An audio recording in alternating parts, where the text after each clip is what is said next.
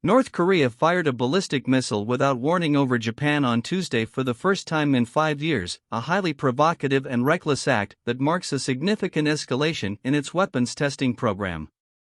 The missile traveled over northern Japan early in the morning and is believed to have landed in the Pacific Ocean. The last time North Korea fired a ballistic missile over Japan was in 2017. This marks North Korea's 23rd missile launch this year, including the most ballistic missiles fired in a single year since leader Kim Jong Un took power in 2012. By comparison, Pyongyang conducted 4 tests in 2020 and 8 in 2021.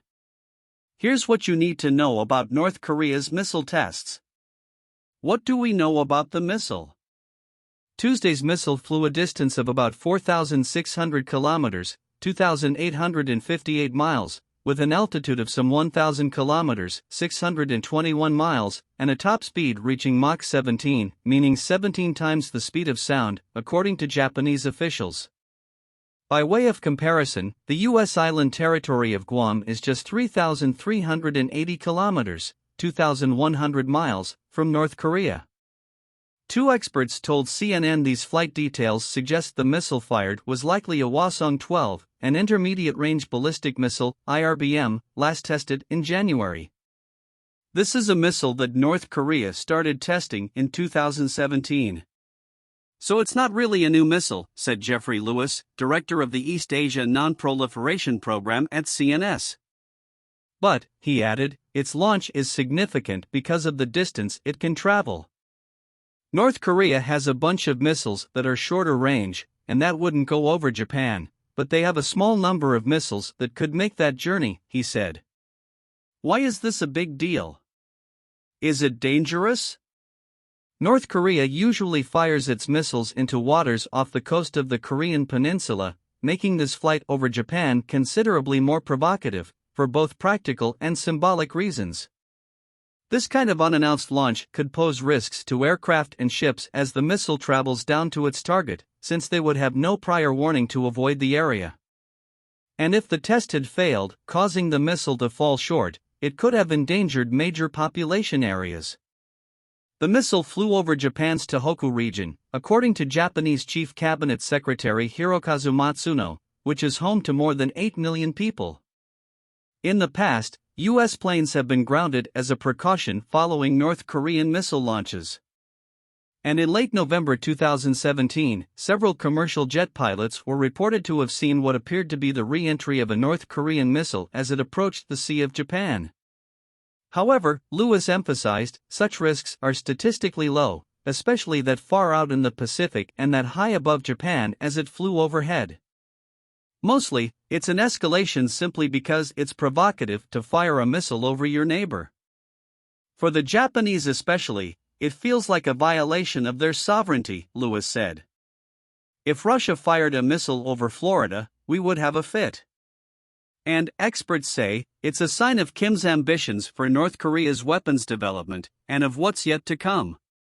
Why did North Korea fire the missile now? There are differing opinions on what may have driven North Korea to fire Tuesday's missile. Robert Ward, Senior Fellow for Japanese Security Studies at the International Institute for Strategic Studies, pointed to the multiple security threats faced by Japan, from an aggressive Russia to its north and China to its south. North Korea may be trying to exploit the unstable international situation, which it will see as a tailwind, he said. Lewis disagreed, saying that although North Korea sometimes responds or retaliates to specific actions by Western players or groups, for the large part they have their own schedule, and I don't think that we have a lot of impact on the timing. There are also practical reasons. North Korea often takes breaks in testing during the summer when weather is bad, and pick up again once the fall and early winter arrive, meaning now could just be the right conditions for a test, he added.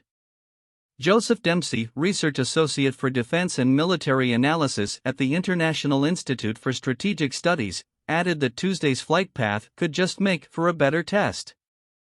These types of missiles are meant for long-range targets, so flying it over Japan could help North Korea gauge its accuracy over a longer distance, its ability to withstand different forces exerted on the missile, and other factors, compared to its usual lofted tests, which travel higher in altitude and splash down west of Japan.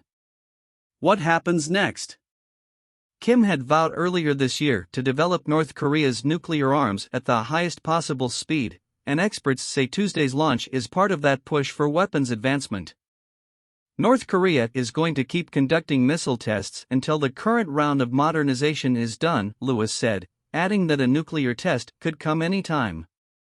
South Korean and U.S. officials have been warning since May that North Korea may be preparing for a nuclear test, with satellite imagery showing activity at its underground nuclear test site.